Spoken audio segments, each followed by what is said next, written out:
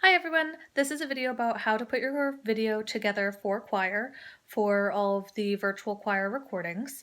The first thing that you're going to want to do is get your location set up. Then I'm going to go over what devices you need to do and how I actually set them up. I'll show you those in my actual room that I do all of my recording in. This is the room where I do all of my recording. Obviously you can see it's my sewing room, but I choose it because it has a door that closes, and it also has two windows that allow the sunlight in. Obviously right now there's no sunlight because it's dark, but I do make all of my recordings during the day so that the sunlight comes in and is actually hitting me in the face. That's one of the important things to consider, is not being backlit, not having a window or a light shining behind you. I also have this light over here and this light over here just to make sure everything is nice and even, the lighting is as even as possible, and this is my background. I chose this because it's fairly plain. There's not a whole lot going on. Then I have a chair set up on my bed with some books on top of it, and that's just because that's the level that's the best for recording for me, for my height. It is best if you can actually have your phone at about eye level. It's pretty flattering too if that's something that's important to you. But if you just set something up, you just want to have something where your phone, your recording device, so I'm using my phone in this case, can be sitting flat on something and then somewhere that it has something to sit against. So for the devices, you're going to need two devices. You're going to need your recording device, which I'll be calling my phone from now on. This is where I'm actually going to be doing the video. And you're going to need your listening device, which I use my iPad.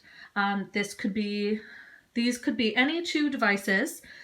This device, your listening device, obviously needs to be able to play Ted's recording or Ted's accompaniment in your ear with headphones attached to it. And this device needs to be able to take a good video. It is important to make sure you have this set up in landscape orientation, which is this orientation if you're not sure. This would be portrait, but we do want landscape. That is the best for taking these videos. What I then do, if your phone has this option, is I hit the little switch camera button right there. And that way I can see myself.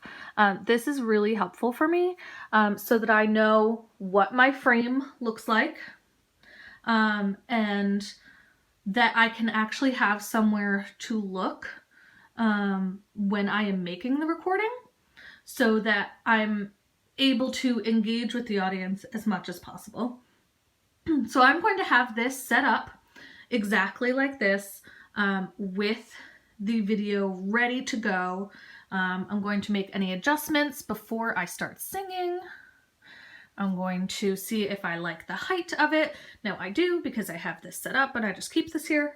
Then I'm going to come over here to my listening device, and I'm going to pull up the accompaniment video that Ted has sent. Obviously this is not that video, but here is where I would do that. It usually puts them on YouTube. I am then going to take my headphones that are plugged in to my listening device, and I am going to put them in. So I've got my headphones in here. For me personally, I like the earbuds because it's pretty discreet, and honestly, a lot of the time it just hides in my hair and it just hangs down here. The earbuds also are nice because you can have one in and one not in. This is really important for listening to yourself. So you can have the recording, the piano playing in this ear, and you can have this ear for making sure that you are actually sounding good.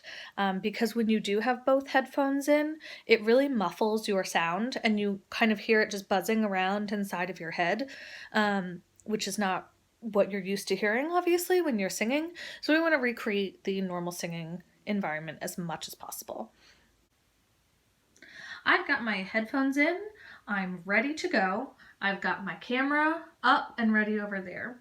Now that I've got everything set up, I'm going to start the recording. So I'm in video mode. I've got it looking at myself. I am going to start the recording.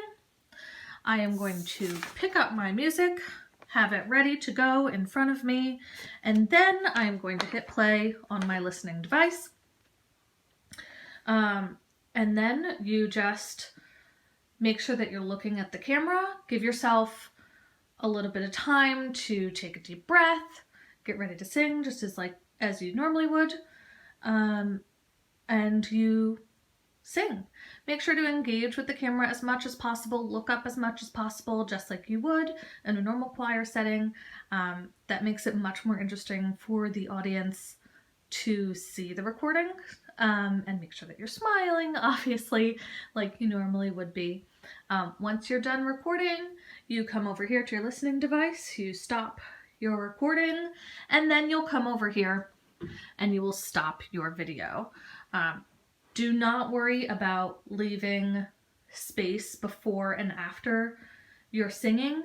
Ted can cut those ends off of this video, so that's not something to worry about. Now you've got your recording. All you want to do right now is, if you think that you've gotten through the song without making any major mistakes, just take a quick listen and make sure that there's no background noise happening, like anything electronic, a door slamming, anything like that. And make sure that your voice has not been distorted. If the microphone is too far away or too close to you, it can distort the sound. So just take a quick listen and make sure that it does sound pretty good. It does not have to be perfect. No performance is ever perfect. So it can be really tempting to try and record something 5-10 times. Just give yourself a few rounds of practice before you start recording and give it a go. Once you're pretty happy with your video, you're just going to want to send it to Ted. I use Google Drive to send it because the attachment is often too big to send directly over email. But you can use something like Google Drive or Dropbox, or you could even try just sending it over email. And obviously, if you have any questions about sending the video or about anything that I've covered in this how-to, please let me know, and obviously reach out to Ted as well with any questions. Hopefully this video has been helpful for you, and hopefully I'll see you all again soon in person.